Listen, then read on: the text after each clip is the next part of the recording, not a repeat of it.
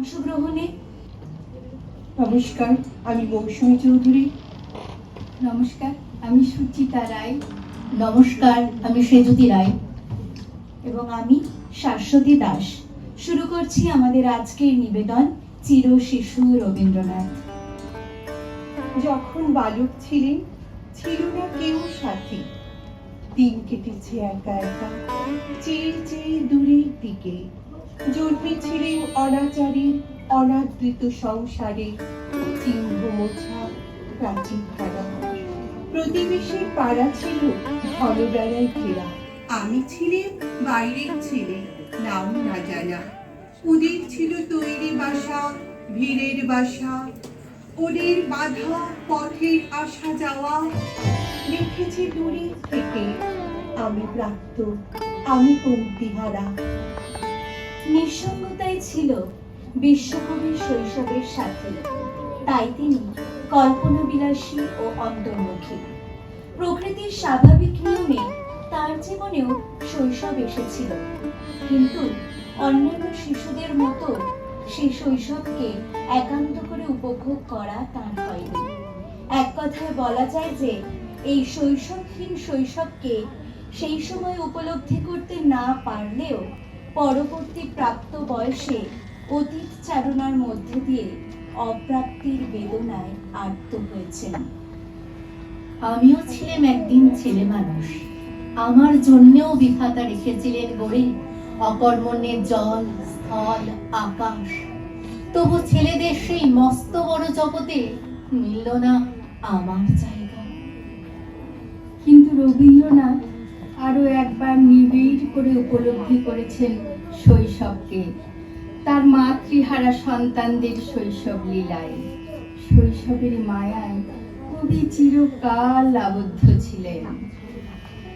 বাল্য দিয়ে দিদি বলে আরম্ভ হয় দিন, বাল্যে আবার হোক না তাহা সারা। জলে স্থলে সঙ্গ আবার পাখনা বাঁধনহীন, ধুলাই ফিরে আসুক না পথহারা। সম্ভাবনার ডাঙা হতে অসম্ভবের উতল স্রোতে দিই না পারি স্বপন তরি নিয়ে। আবার মনে বুঝি নাই বস্তু বলে কিছুই তো নেই, বিশ্ব গড়া যা খুশি তাই দিয়ে। তাঁরই একটি পত্রে তিনি স্পষ্টভাবে লিখেছেন, বিধাতার নিজের হাতে তৈরি শৈশব শিশুদের মন থেকে এবং কবিদের মন থেকে কখনো ঘোচে না। তাই তাদের চোখ কখনো বুড়ো হয় না, মন বুড়ো হয় না। তাই চির নবীন এই পৃথিবীর সঙ্গে তাদের চিরদিনের বন্ধুত্ব থেকে যায়। তাই চিরদিন তারা ছোটদের সমবয়সী হয়ে থাকে। শিশু হবার ভরসা আবার জাগুক আমার প্রাণে, লাগুক খাওয়া নির্ভাবনার পালে। ভবিষ্যতের মুখোশখানা খসাবো এক টানে, দেখব তারে বর্তমানের কালে। ছাদের কোণে পুকুর পাড়ে জানবো নিত্য অজানারে, মিশিয়ে রবে অচেনা আর চেনা। জমিয়ে ধুলো সাজিয়ে খেলা, তৈরি হবে আমার খেলা। সুখ রবে মোর বিনামূল্যেই কেনা। কবির জীবনী ও কাব্যে শিশু কথাটি বীজ মন্ত্রের মতো। এই ক্ষুদ্র মানবের আবির্ভাব ঘটেছে আলোকের দূত রূপে। সুখ, শান্তি, সৌন্দর্য ও পবিত্রতার প্রতীক রবীন্দ্রনাথের সৃষ্টি শিশু ও শিশু ভোলানাথ কাব্যে এমন শিশুদের পাই যারা সাধারণ হলেও অসাধারণ, তেমনি তাদের স্রষ্টাও এক অসাধারণ শিশু। ওরে মোর শিশু ভোলানাথ, তুলি দুই হাত, যেখানে করিস পদপাত, বিষম তাণ্ডবে তোর লণ্ড ভণ্ড হয়ে যায় সব। আপনি বিভব, আপনি করিস নষ্ট হেলা ভরে, প্রলয়ের ঘূর্ণ চক্র পরে চূর্ণ খেলে নার ধুলি উড়ে দিকে দিকে। আপন সৃষ্টিকে ধ্বংস হতে ধ্বংস মাঝে মুক্তি দিস অনুর্বল। হেলারি করিস রক্ষা, ছিন্ন করি খেলে না শৃঙ্খল। এখানে স্রষ্টা শিশু ভোলানাথের মধ্যেই খুঁজে পান মুক্তি। যে বিরাট শিশু বিশ্বকে নিয়ে খেলায় মত্ত, সেই শিশুই চেতনার জগতে মানুষ ও মনুষ্যতর জীবনেও বর্তমান। কল্পনা বিলাসী শিশু আপনার জগৎ সৃষ্টি করে নতুন স্বপ্ন, নতুন আশা, নিয়মের বাইরে অকৃত্রিম আনন্দ একলা একলাই। এই কারণে চিরশিশু বিশ্বকবির মনে ছিল না ক্ষোভ বা বিদ্বেষ বিষ। তার সেই একাকিত্ব, সেই বহু জলতার মাঝে অপূর্ব একা হওয়ার স্মৃতিতেই মালা গাঁথেন। শিশুকালের থেকে আকাশ আমার মুখে চেয়ে একলা গেছে ডেকে। দিন কাটত কোণের ঘরে দেওয়াল দিয়ে ঘেরা, কাছের দিকে সর্বদা মুখ ফেরা। তাই সুদূরের পিপাসাতে অতৃপ্ত মন তপ্ত ছিল। লুকিয়ে যেতেম ছাদে, চুরি করতেম আকাশ ভরা সোনার বরণ ছুটি। নীলমৃতে ডুবিয়ে নিতেম ব্যাকুল চক্ষু দুটি। আলোর সঙ্গে আকাশ যেথায় এক হয়ে যায় মিলে, শুভ্রে এবং নীলে। তীর্থ আমার জেনেছি সেইখানে, অতল নীরবতার মাঝে অবগাহন স্নানে। শুধুই বালক রবি নয়, কখনো কখনো তার সৃজনে উঠে এসেছে মাতৃহারা ভাই ও বোনের কথা। হয়তো বিশ্বখ্যাত রবীন্দ্রনাথের পুত্র ও কন্যাদের মায়ের শূন্যতা কবির মনে বেহাগের সুর বাজিয়ে দিয়েছে। ছেলেবেলায় মা হারানো রবি যেমন একাকিত্বকে আপন করে নিয়েছেন, তেমনি তার পুত্রদের কন্যাদের শৈশবও মাতৃস্নেহ রস থেকে বঞ্চিত ছিল বলেই কবিকণ্ঠে হাহাকার অনুরণিত হয়।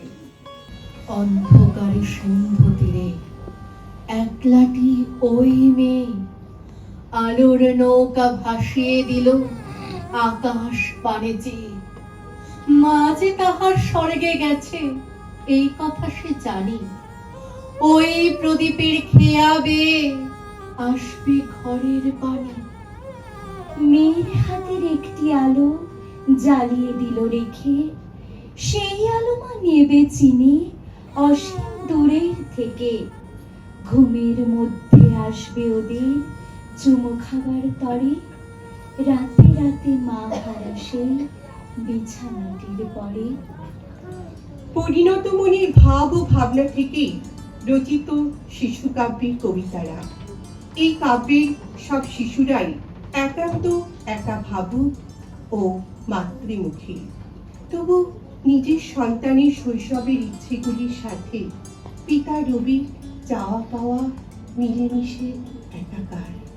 খোকার মনে ঠিক মাঝখানটিতে আমি যদি পারি বাসা নিতে, তবে আমি একবার জগতের পানে তার চেয়ে দেখি বসিসে নিভৃতে। তার রবি শশী তারা জানি নে কেমন ধারা, সভা করে আকাশ তলে। আমার খোকার সাথে গোপনে দিবসে রাতে শুনেছি তাদের কথা চলে। শুনেছি আকাশ তারে নামিয়া মাঠের পারে, লোভাই রঙিন ধনু হাতে। ৮০ শালবন পরে মেঘেরা মন্ত্রণা করে, খেলা করিবারে তার সাথে। খেলতে খেলতে কখনো শিশুরা খোঁজে নিজের আরেকটি সত্তাকে, তেমনি বড় রবি জীবন পরিক্রমায় ছোট রবির অন্বেষণে ব্যস্ত থাকেন। সেই লুকোচুরির খেলাতেই কবির উচ্চারণ। হয়তো বা ওই মেঘের মতোই নতুন নতুন রূপ ধরে, কখন সে যে ডাক দিয়ে যায়, কখন থাকে চুপ করে। কখন বা সে পুবের কোণে আলো নদীর বাঁধ বাঁধে, কখন বা সে আধেক রাতে চাঁদকে ধরার ফাঁদ ফাঁদে। শেষে তোমার ঘরের কথা মনেতে তার যেই আসে, আমার মতন হয়ে আবার তোমার কাছে সেই আসে। আমার ভিতর লুকিয়ে আছে দুই রকমের দুই খেলা, একটা সে ওই আকাশ ওড়া, আরেকটা এই ভুঁই খেলা। শৈশবের দিনগুলি সর্বদা মুক্তাখচিত, তাই তার জায়গা থাকে মনের গোপন বাক্সে। প্রত্যেকের মধ্যে সেই শিশু সুপ্ত থাকে, সে কখনো ঘুমায়, কখনো জাগে, কিন্তু আমাদের জীবন দেবতা বিশ্বকবি ছিলেন চির শিশু। আপন খেয়ালে ভাঙা গড়ার খেলায় মেতেছিলেন। তার সরলতা, স্বচ্ছতা জীবনের প্রতি গভীর চেতনাকে জাগিয়ে রেখেছেন। পবিত্র ও অকৃত্রিম প্রেমে ভাসমান কবি রবীন্দ্রনাথ ঠাকুর শৈশবের স্মৃতির কাছে হাত পেতেছেন। খ্যাতিমান বিশাল প্রতিভার আড়ালে লুকিয়েছিল চিরশিশু ভোলানাথ, বিশ্বকবি রবীন্দ্রনাথ ঠাকুর। নিশি দিশি দাঁড়িয়ে আছো মাথায় লয়ে জট, ছোট ছেলেটি মনে কি পড়ে ওগো প্রাচীন বট? তোমার সাথে কতই পাখি বসে যে চলে গেছে, ছোট ছেলেরে তাদের মতো ভুলে কি যেতে আছে? তোমার মাঝে হৃদয় তারি বেঁধেছিল যে নীড়, ডালে পালায় সাধগুলি তার কত করেছে ভিড়। আজকে কেন নাই গো তারা? ছেলেবেলায় ছিল তারা, কোথায় গেল শেষে? গেছে বুঝি ঘুম পাড়ানি মাসি পিসির দেশে? গেছে বুঝি ঘুম পাড়ানি মাসি পিসির দেশে? নমস্কার।